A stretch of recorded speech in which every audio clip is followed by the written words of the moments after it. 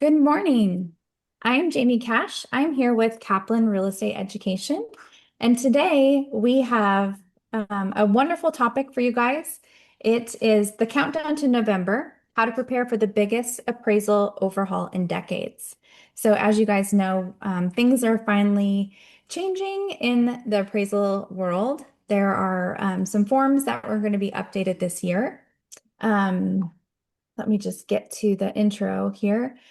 Um, Real estate professionals, we know that navigating the appraisal process is one of the most critical phases of any transaction. And right now, we're on the edge of the largest change in the residential appraisal industry has seen in nearly 30 years. Um, Under this new system, all 12 of the URAR legacy forms will be retired, and in their place, appraisers will use a single dynamic data-driven UAD 3.6 report. So this transition changes how properties are evaluated, how property conditions are rated, and how agents need to prepare data for appraisers to ensure smooth transactions for their clients. So we are very fortunate to have the Appraisal Institute with us today to break down exactly what these changes look like in practice and how they impact your day-to-day business. This also helps you guys stay ahead of the curve and let you know what changes are coming in November. So with that, I would like to introduce you to our experts from the Appraisal Institute. So Michael, and I apologize if I don't say No your last worries. name right, but is it Mignonia? That is Did I actually get it the right? right way to say it. It's not the way we say it, but that's the correct way to say it. I I was practicing. I was proud of myself that I got it right. The Italian in me got it. He is the 2026 president of the Appraisal Institute, where he served on the executive committee and board of directors where he will serve through 2027. He began his appraisal career in 1986 after earning a music degree at the University of Pennsylvania. So maybe he can play us a tune when he's done. Eventually founding the Mid-Atlantic Valuation Group Incorporated. He's a certified general appraiser in Pennsylvania, New Jersey, and Delaware. Michael is an experienced expert witness and previously served on the Appraisal Institute's National Board of Directors from 2017 to 2023. So thank you, Mike, for joining us Thank you. today. And our second guest is Maureen Sweeney. She was the chair of the 2025 Real Property Valuation Committee with the National Association of Realtors. Maureen is a realtor appraiser, which is very rare.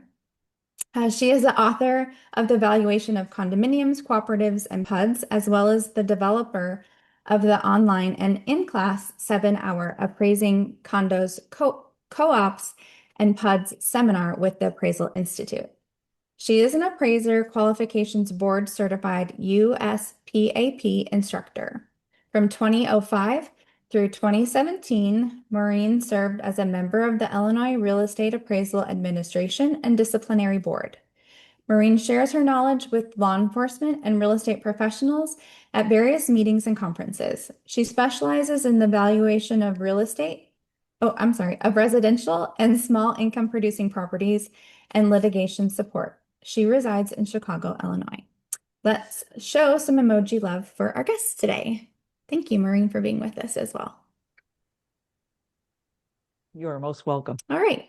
Mike, if you want to go ahead and start us off. Absolutely. Thank you, Jamie. It's a real pleasure to join everybody today so that we can discuss this really very important change that's coming to residential mortgage lending. Like you said, is the transition to the Uniform Appraisal Dataset, or UAD 3.6.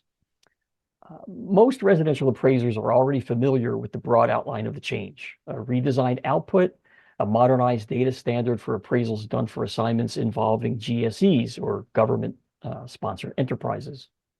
UAD 3.6 is a huge change in how residential appraisal information is collected, how that information is analyzed, and how it will be reported. And like you said, right now there are several different forms that appraisers have been using for years, and these are being replaced by a more flexible system that's driven by the information and data that's input. So not only will appraisal reports look different, but they'll contain more structured information. They'll use more standardized terminology. They'll provide greater detail about the property, the market, and the appraiser's analysis. Now, these changes should help lenders and other users understand the property better and understand the reasoning behind the appraiser's conclusions better.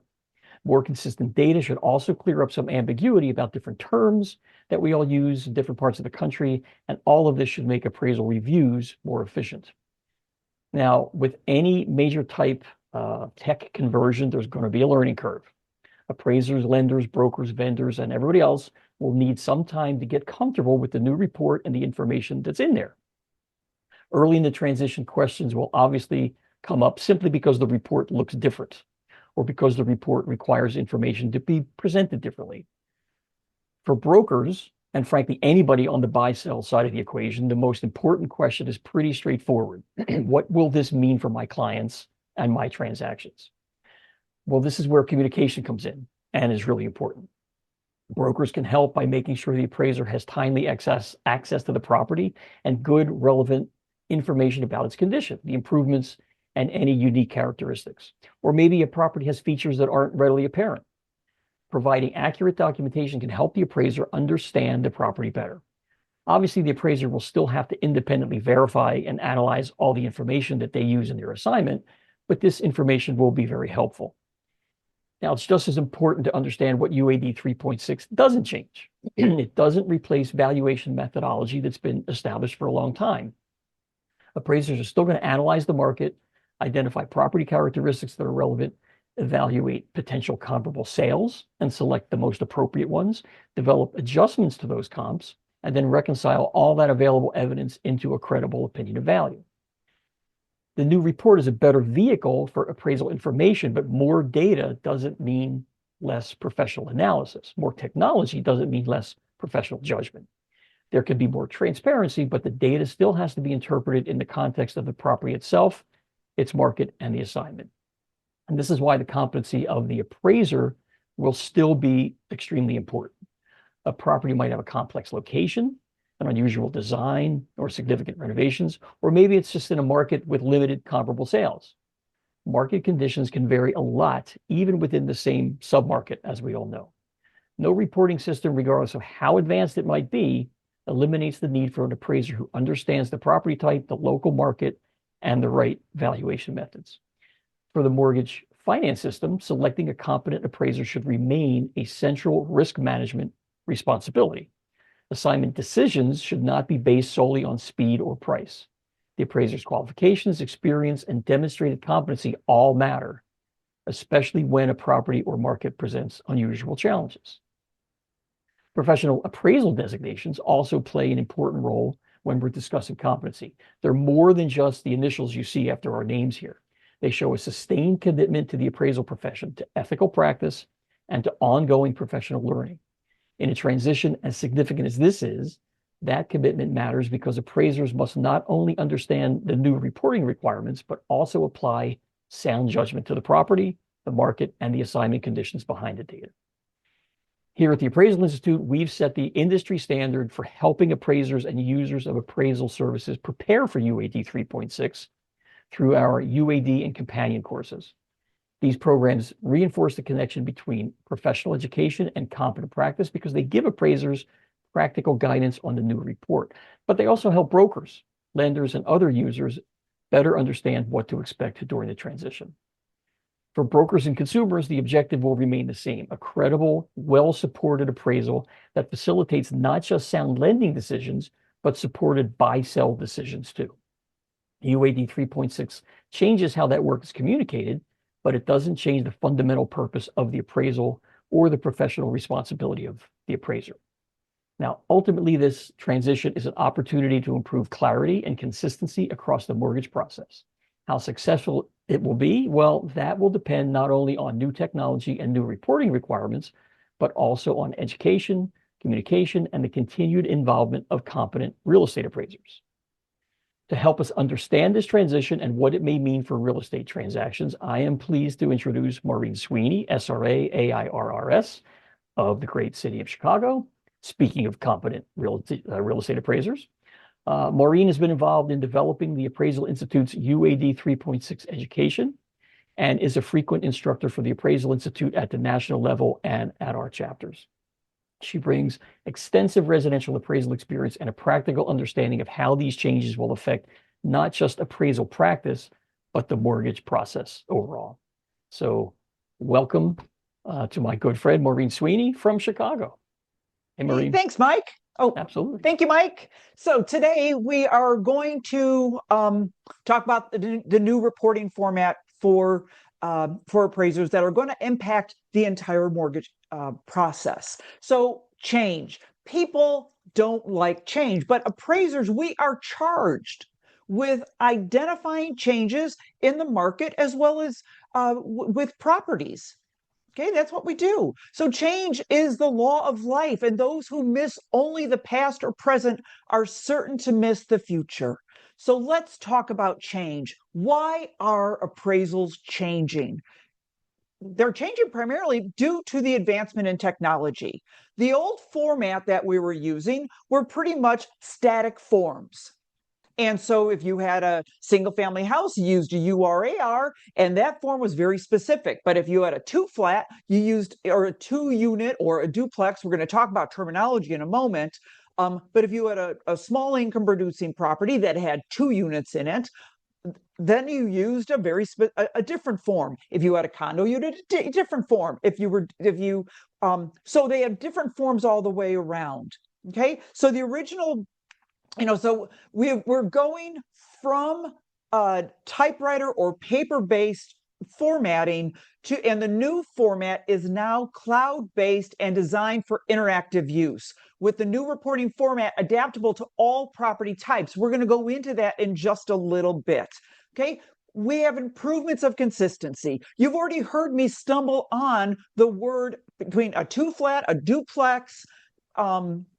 These words matter, but there are different regions throughout the country where if I say a 2-flat in Chicago and Mike is in Pennsylvania and they call that a duplex, whereas in Florida they may call it a side-by-side, what happens to the underwriter who has to try to negotiate this terminology? So the main thing, and then when you look at Fannie Mae and Freddie Mac, they're getting all this terminology throughout the United States, and they're like, oh, does everybody mean? So underwriters aren't mind readers, and neither are brokers and neither are appraisers. So let's get consistent with our terminology. And this is what this new reporting format is going to do. It's going to improve consistency within with terminology as well as throughout the reporting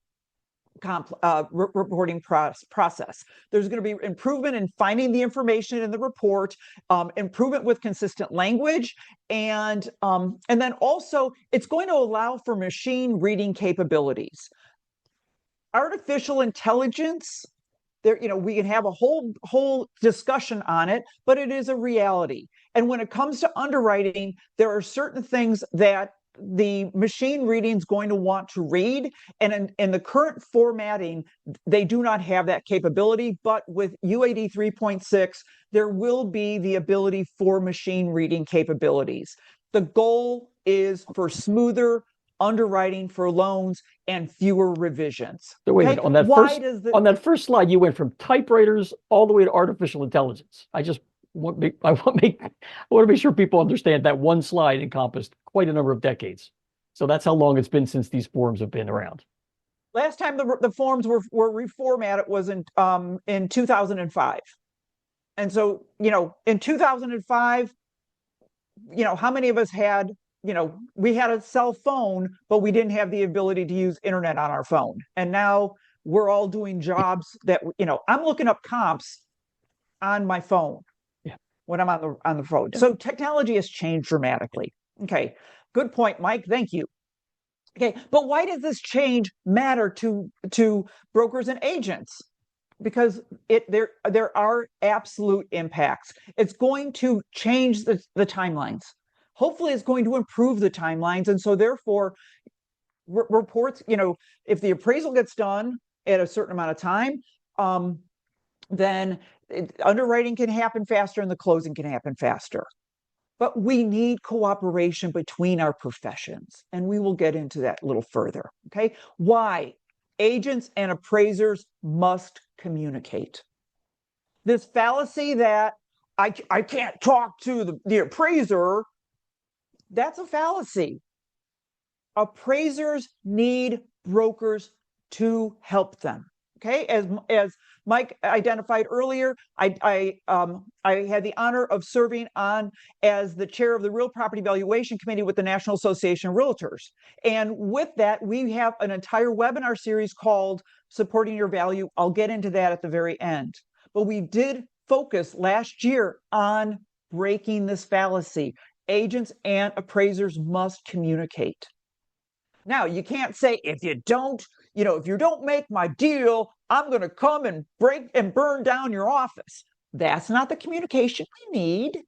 Rather, we need communication of here are sales and listings that are most relevant, and here is market information that we need. Okay, how do you define your market area?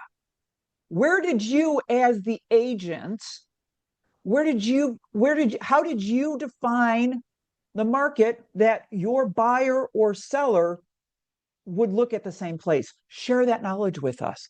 I'll get into that later on, but I'm just planting the seed now. Take the information you have in your head and share it with the appraiser. Why? Because as brokers and agents, per the code of conduct with the National Association of Realtors, and I bet you per your state law, because I know in Illinois, the state law clearly states that agents and brokers are the advocate for their client, and you must advocate for them. Unlike appraisers, it is illegal for us to advocate. It is also illegal for appraisers to base our search criteria on price. We can look at how many bedrooms, where is it located, how many baths, how old is the property. There's so many search criteria that we can look at. The one thing we cannot look at is the search criteria of price. Because if we use price, then we have a preconceived notion as what the value of the property is. And we must go in as independent, impartial, and objective, because we are appraisers, which is different from brokers. Brokers must advocate. Appraisers may not advocate. So again, we're looking at we have two separate roles in the process of the buying and selling of real property. Okay, so keep that communication open. Share with us how did you price that property? For those who are listing agents, how did you come up with that list price? What were the sales and the sales and listings that you used to price your property? How did you define your market? Share all that. Any improvements on the property in the past 10 years. Give us this information. Okay, data. We love data. Appraisers are nerds. Okay, I've gone to plenty of realtor events in the past few years. Guess what?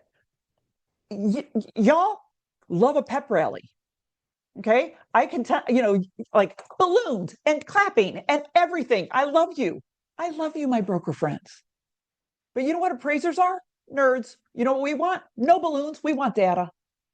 So kind of think of us as like the math geeks who are searching at our feet and looking up data, because that's what we love. We love data. Give it to us. Why? Because we got to analyze that data. We got to analyze it for the marketplace, and we also have to analyze our sales. We're looking back to see when those sales, when did it last sell? You've got the current sale. When was its last sale? Okay. For those who are, brokers, you guys should be looking up those prior sales as well, and to see, hey, what have they done to that property since they last purchased it till now? Because that's what we're doing. If we're doing it, we want you to do it too. Okay. What are the professional expectations? Okay, I'm expecting, I have an expectation, and and we talked about that. Your expectation is to advocate for your client. My expectation is to be independent, impartial, objective, and come up with credible assignment results. Okay, and this new format is going to help that. Okay, and also understanding the process does protect the transaction across the board. and we need each other's help. And I will be talking about that in a little bit. And at the end of the day, nobody likes surprises, especially at a closing table. And so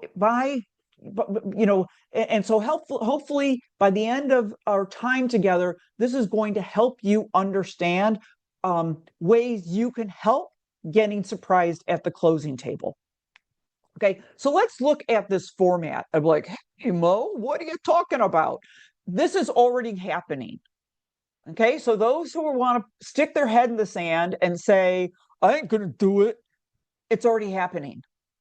Okay, by November 2nd, Fannie Mae and Freddie Mac are not going to be accepting loan packages where the appraisal does not include the UAD 3.6 format. You're not going to hear me use the term form anymore. I will be using the term format because it is a reporting format. It is how appraisers are communicating their credible assignment results. Okay, so by November 2nd, all loan packages really need to, or they must, it's not a need, it is a must, have UAD 3.6 already incorporated. So by October, most of your appraisers are going that for the listing agents who are meeting appraisers on out there at properties, they will be using this new format, and what things are going to change from expectations from before, and we're going to get into that. Okay, but the change is already happening, and this has been in the process for the past 8 years. So 8 years ago, Fannie Mae and Freddie Mac were putting this together. They were creating this change. Okay, so what's new? Okay, the redesign moves appraisal reporting from a one-size-fits-all to a paper-based, something more flexible, structured, data-based. Okay, it fits all property types, and rather than general room descriptions, the new format's going to require granular room level detail. I will show you that in a moment. It's going to include ceiling height. So you're going to see appraisers using their laser saying, hey, how tall are these ceilings? What are the walls and floors made of? What are the door dimensions? Why are we asking about door dimensions? Because of the American Disability Act. You got to be able to bring a wheelchair through that door frame. And in some older homes, I've been in it where I'm like, ooh, I am getting into the living room to the dining room. Ooh, you're sneaking in. You're like, oh, look at me. You're like in a Harry Potter movie where you're like, oh, I'm big and I'm small. No, we have to be able to define it and show it. How big is everything? Okay. And more importantly, we are now using ANSI standards, and where we have to define both finished and unfinished living area for each floor, including above grade and below grade. We'll get into that in a moment. And this is where those who are active in your MLS, please get active in it, because this is a big thing, and it's going to help with phone calls from appraisers going, oh, can you help me out? Okay, because I'll get into this in a little bit. We also have to define are there any defects, damages, or deficiencies in the property? If there is, then we must document it, take a photograph, and then report on it and say does this impact value, and is it curable or incurable? Maureen, next time you're squeezing yourself in from the living room to the dining room, we all want video. Excellent. So, I will get on that. Okay. Exactly. And then you're going to see me be like making faces. But you know what the main thing and Mike talked about this also, the one thing that is not changing is how value is determined. Okay. So let's look at this new format. This is very exciting. So instead of, when you get an appraisal report, then you're like, like going through all the papers trying to find what's the value they came up with. First item on this list is, what is the opinion of market value? That is the first thing that you see on this summary page. Okay, so you'll see it right away. You'll see, what is the effective date? Why are they doing this? Is this a purchase? Is it a refinance? Is it another reason? What is the reason? Okay. What type of, is it as is, subject to completion?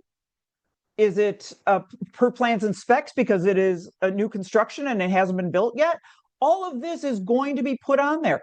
Further, what type of valuation? Is it a traditional? Is it a hybrid?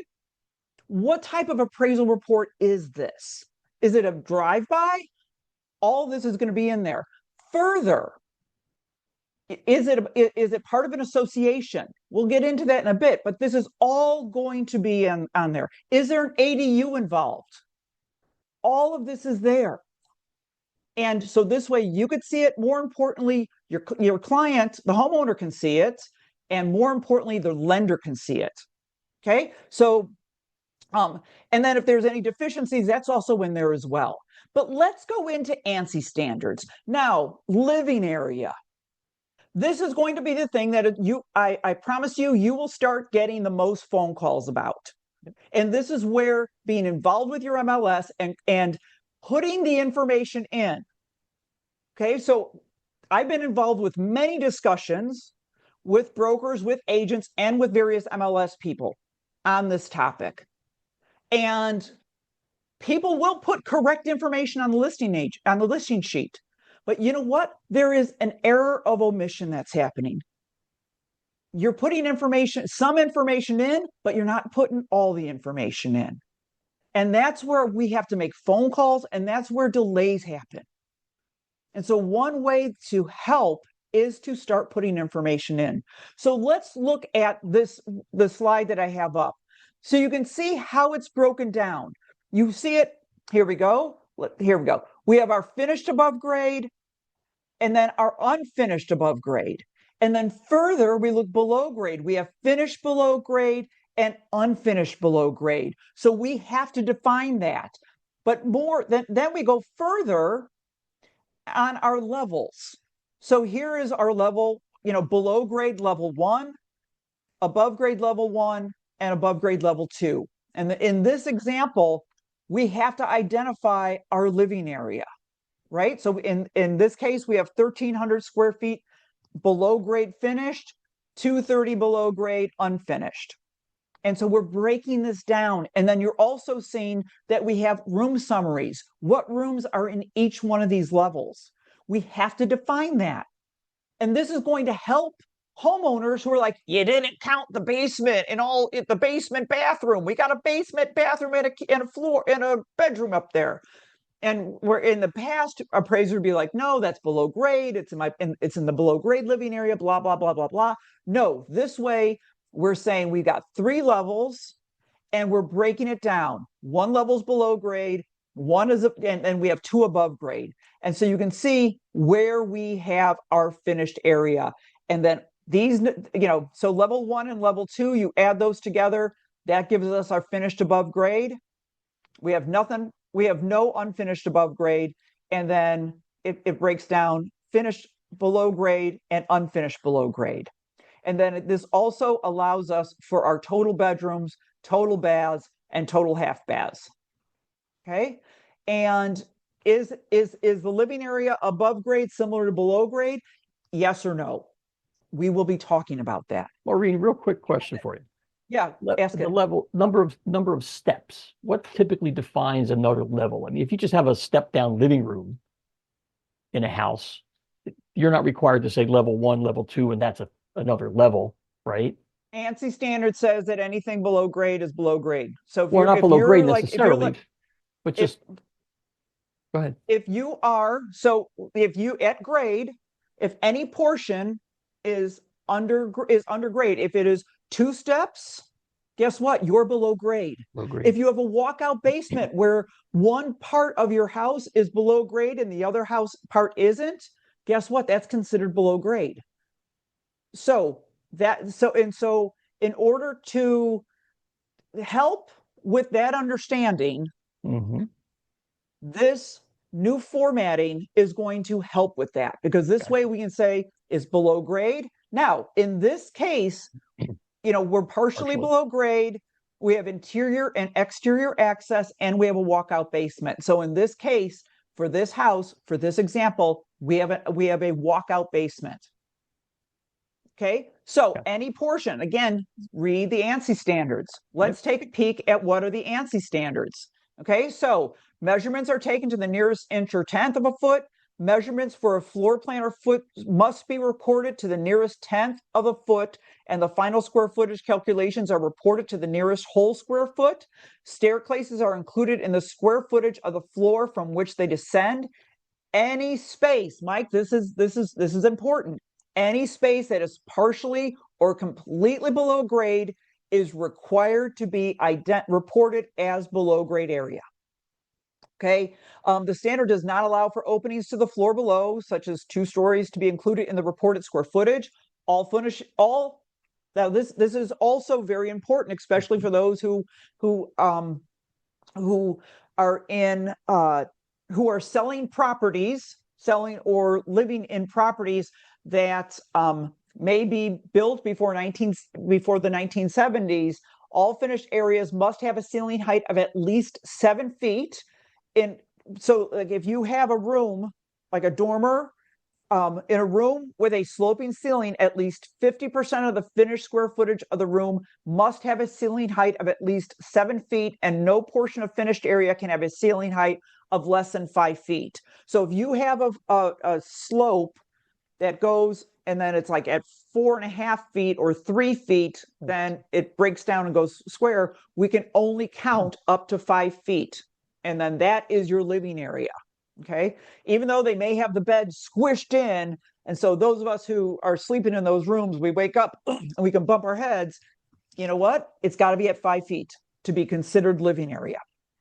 Okay. If a dwelling has finished rooms that do not have a ceiling height of 7 feet for 50% of the finished area, or is accessed through an unfinished area, such as an unfinished hallway or a room or staircase, in conformance with ANSI standards, the appraiser must report this area separately as non-standard finished area.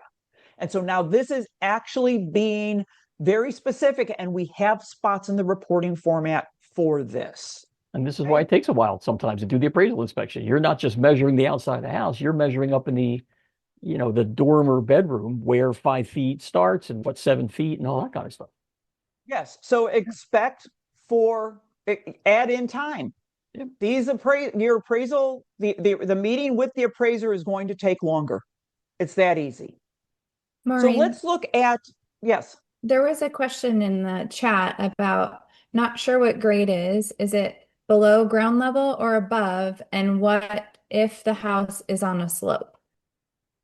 Okay, so if the house is on a slope, right? And so any portion, so grade is where the land, basically is where they're building the house. So that is, here's my lot, I'm building the house, and you're going to have one level that is your first level. And if any portion of that is below the area that is where land meets the house, where does land meet the house? Okay, where's your front door? And where land meets the house, there's your grade.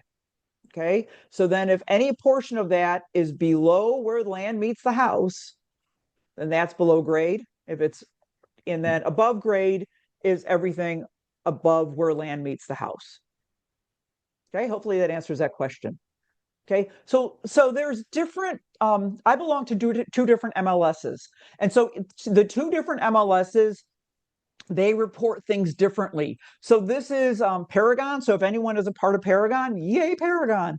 And so you can see in the way that they report. So in this case, we have our finished main level square footage is 2355, but this is broken down, right? Because we have our finished above level square feet of 1147. And then, and so I can actually, so here's our finished, and then it also has main floor. So our main floor plus our finished upper level, that gives me a total square feet of 3502. Okay, then I have my finished square feet below grade in the basement, and and our total basement square footage. So then I can figure out, hey, I can subtract 1 because I've got 2355 of total basement square footage, and then I can subtract the 1974. I can subtract that finished number. That's going to give me my unfinished. And then at the end, I've got my total finished square footage for the entire property is on there. So that's with Paragon. So when I'm doing work with Paragon, I am so happy because I could just plop this in. Why? Because the listing agent, I put these factors in there. Okay. But I live in Chicago. And Chicago, guess what we have? We have MRED. Okay. So MRED, again, each MLS is different when reporting their area, and it is up to the listing agent to identify this. So if you look on this listing sheet, these are for 2 bi-level properties, or some people call it a split, or some people call it a duplex, where a portion of the living area is below grade, and then a portion of the living area is above grade, and it's all finished lovely. You walk in, and then there's a staircase, and 4 steps up is one level, 4 steps down is a different level. And then typically that main level can either have living area in there and the garage. Okay. So in this case, for this, I call it a split, or a bi-level.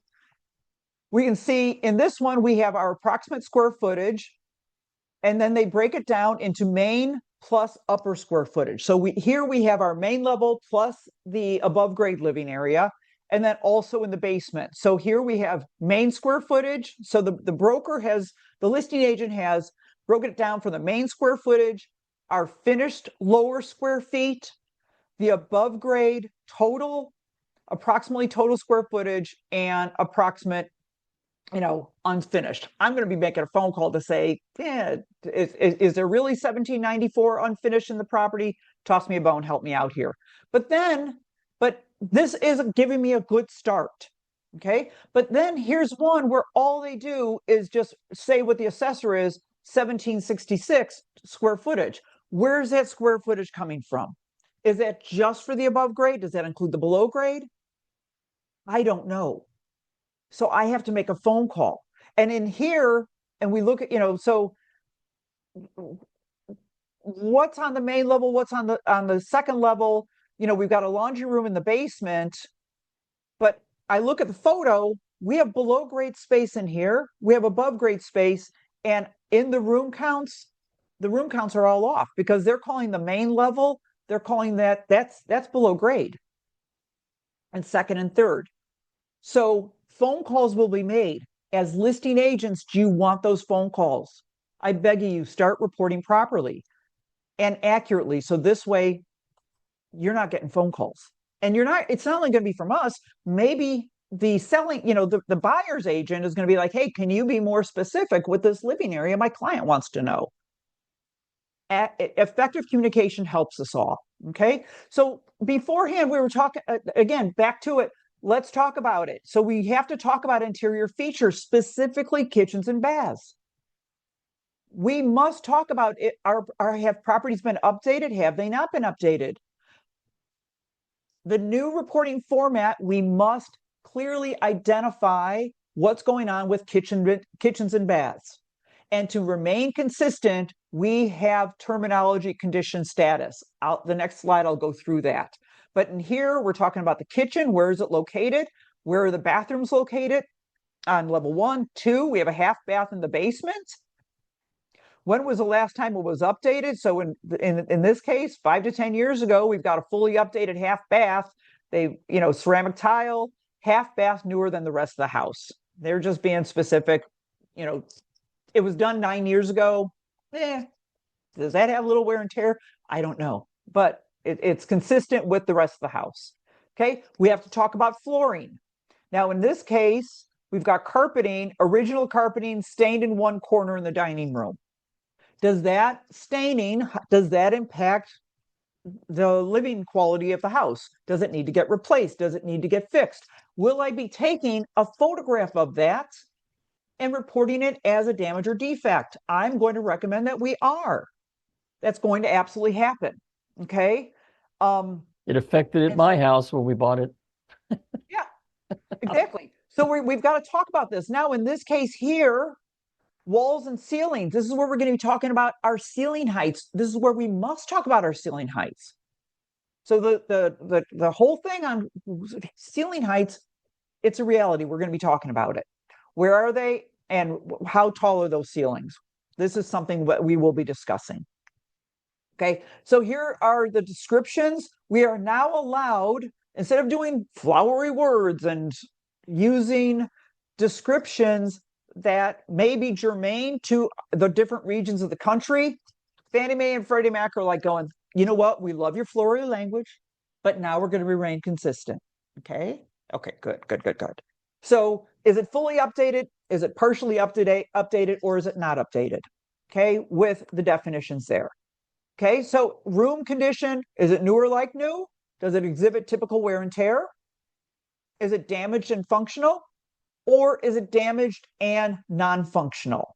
So if it's damaged and non-functional, absolutely we're going to be talking about it in the section for apparent defects, damages, and deficiencies. But if it's damaged and functional, I'm also going to be talking about it in that section as well. So we need to talk about this. Okay, so let's talk about that damaged part. Okay, so in here, in this example, we have a problem with the roof. There's a section of the roof that is significantly worn and has damaged flashing, but no apparent leaks. Does it affect the soundness and security? Yeah, it needs to get repaired. So we're going to talk about that. And then later on in the reporting format, because it's going to auto-populate, I've already talked about the flooring having a problem. Can they live with it? In this case, with the flooring, with the carpet is stained in one corner of the dining room, that auto-populates into the reconciliation. I'm not going to state that it needs repair, but for the roof, if the roof needs help, then I will put in, the appraiser should put in an estimate cost to repair. And so this way, the client, meaning the lender, is aware that there's an issue with the roof. And more importantly, then the buyer, because the buyer gets a copy of the appraisal. So they're going to be aware of this as well. Okay, so if you have a copy of the inspection, you may want to give that to the appraiser. Why? Because we're looking at this stuff as well. Okay, and then it's going to give us our overall condition rating. And in this case, for this property at this time, it's going to be a C5. Okay, we need to look, let's do a little talk on contract and prior listings. Please provide the appraiser a copy of the most recent contract. Why? Because yes, I heard from brokers. We get this from the we get this from the lender. The lender's supposed to provide it. But you know what? Sometimes the lender doesn't get amendments or any changes to the contract.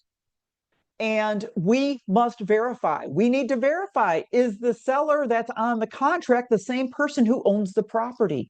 Why? Because we should be verifying who is selling the property. Who's the current owner of record? Is that current owner of record the same person who's selling the property? That might be a problem if those two are not the same. So we have to look at that. We're analyzing the contract. We're looking at when it was signed. If it's signed by both parties, make sure that your contracts are signed. And then we're also looking at prior sales. Okay, by law, we have to look at it for 3 years. Best practice is just putting down when the property sold last and identify that. Okay, and then we have to analyze those sales. And we have to be specific with that analysis. And none of this is new. This is just a different presentation in the format. We've had to do this forever. Absolutely. Yeah. Absolutely. So I'm not going to go deep into the sales comparison approach, but know that all the things that we're putting in there, it's going to auto-populate into this. It should auto-populate into the sales comparison approach. And so things like, if you have an outdoor pool, if you have an in-ground pool, that might show up.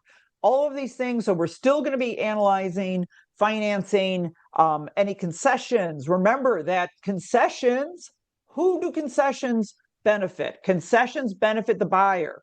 Commission benefits the broker. Okay, so if you have concessions, this is my, please don't omit on the listing sheet, what was that concession for?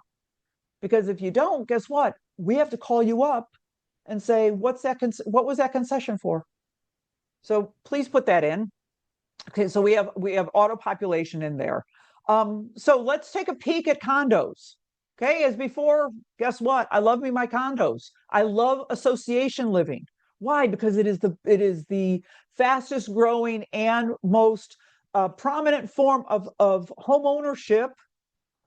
Currently, if you're seeing new construction, most of them are either part of a planned unit development or master plan community.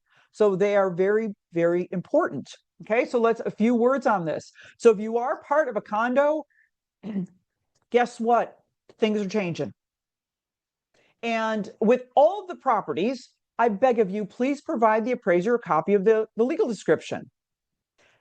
I need to know what I'm appraising, but more importantly, as brokers and agents, don't you want to know what you're selling? Okay, with so get a copy of that legal description beforehand. Get a copy of any of the legal documents. Get this from the owner, meaning the condominium declaration, conditions, covenants, and restrictions, or CC&Rs, if it is part of an association, meaning a homeowners association or master plan community. If it's part of a cooperative, you want to get those covenants. Get those. Why? Because it's going to help you understand what you're selling. Okay, because there's really big things. For example, assessments. Guess what? Fannie Mae and Freddie Mac, they modified it so 10%. It used to be 10% of collected assessments must be identified going directly into reserve accounts. That number, as of January 1st, 2027, is now going to be 15%. So in many associations, assessments are going to be going up. Okay, reserve studies are also going to be a factor. Okay, and so let's look at some of the things that you should be asking prior to listing. Why? Because you don't want a surprise at your closing table. Okay, so as appraisers, we don't know if that property is going to be going to Fannie Mae or if it's going to be going to Freddie Mac. Fannie Mae, so if you have if you have one or two to, pardon me, 5 to 20 units in the association, then 2 units can't be owned by the same person. 2 or more, 2 is the maximum. Anything more than that, they don't want. But if it is 21 units or more, Freddie Mac requires, oh golly, one of them requires, I forgot which is which. I just went through a brain fart right now. I apologize. One of them requires that 20% can't be owned by one party, and the other one requires 25% can't be owned by one party. So if you have an association where one party owns a large amount of properties, that may impact the ability to get financing. So, and we have to answer that question as appraisers. So as listing agents, please get that information for us. Okay, because as you can see here, does single entity ownership of multiple units, okay, greatest number of units owned, number 2. Okay, so in this association of 36 units, one person owns owns more than 2 units. That's fantastic. Boom, there we go. Okay, is there commercial space? Why are we asking this?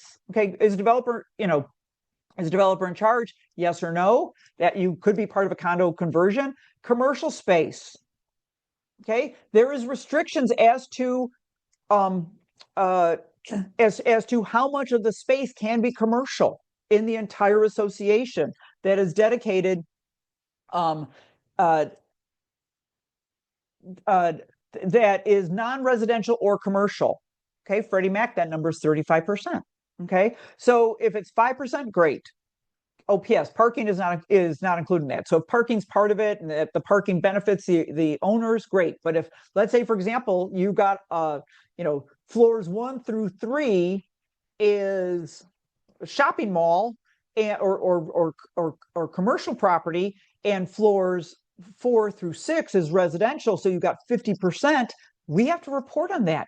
That may impact financing. Okay, are there any known legal actions on the association? We now need to report on that.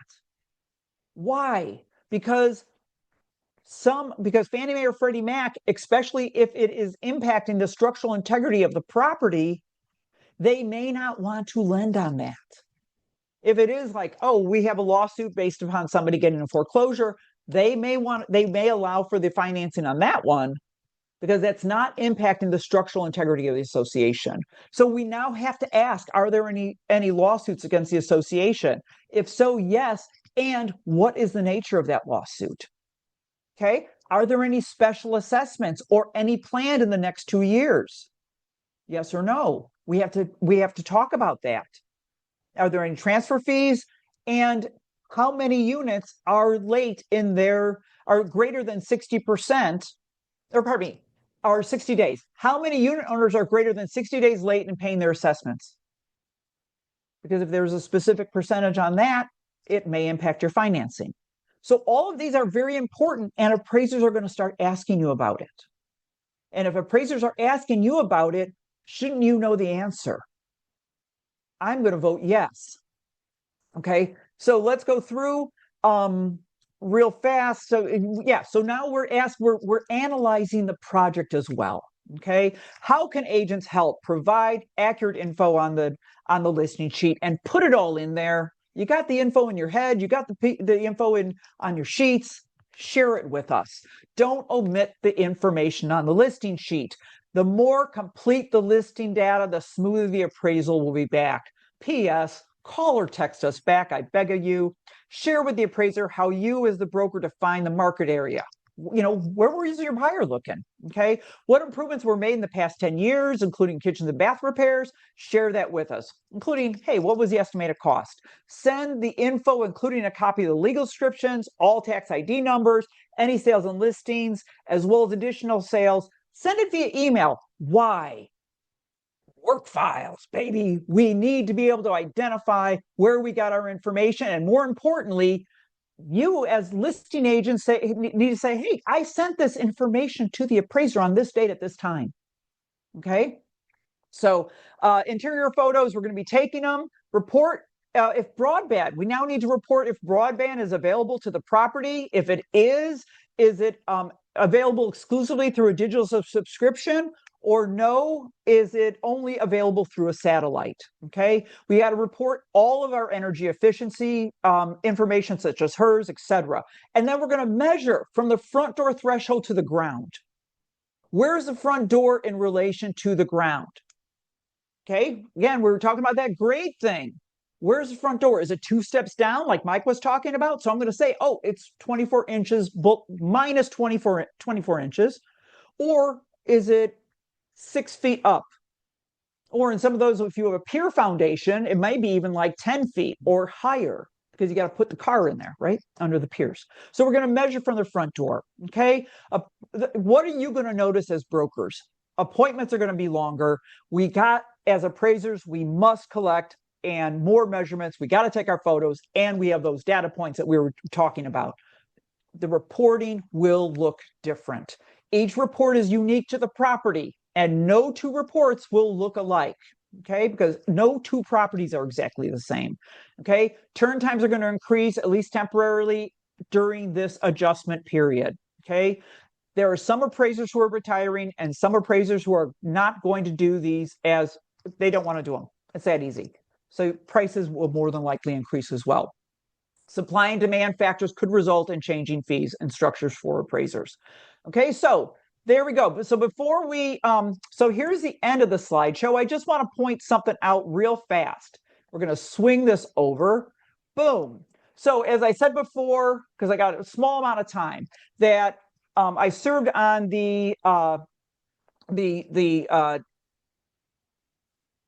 as chair of the Real Property Evaluation Committee with the National Association of Realtors, and we've got this agent appraiser communication on the national website. Take a look at it.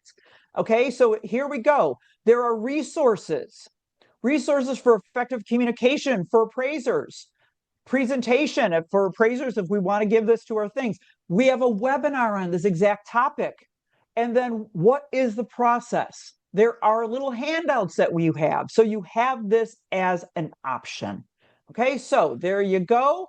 And but know that all you got to do is go at NAR appraiser valuation, and you've got it. Okay. Real quick, so I know we're running out of time. Is that going to be Yeah. updated at all to reflect the UAD 36? What, the NAR thing? Yeah, do you know? Or is Oh that yeah, your next, we've or got you're working on that next week? no, not at all. So here we go. Let's go back to here. So let's go back to this.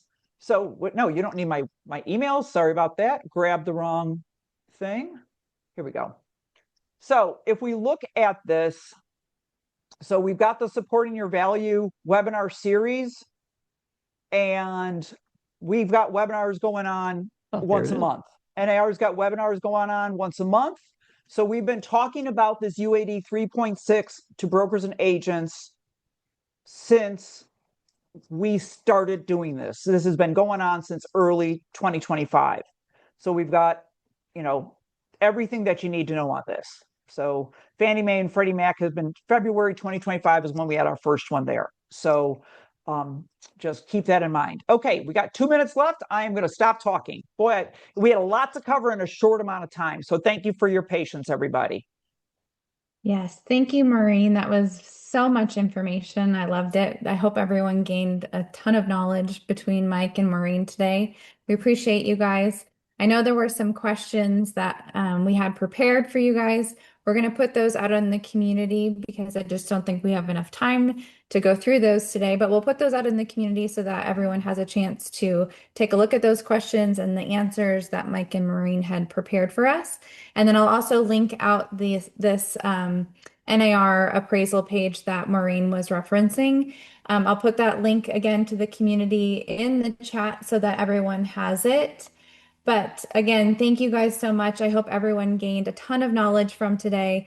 The recording of this webinar will be sent out next week. So if you wanted to watch it again to get a reminder of everything that we went through, that will be in your inbox next week. And it will also be in the community as well. So thank you guys so much. We really do appreciate you being here Yeah, and thank you, sharing all Jamie. of your knowledge with us. Thanks All for right. having us. Of course. Thanks, Well, everyone. hopefully we'll Have a see you great guys day. again soon. Thank Bye-bye. you. Bye-bye.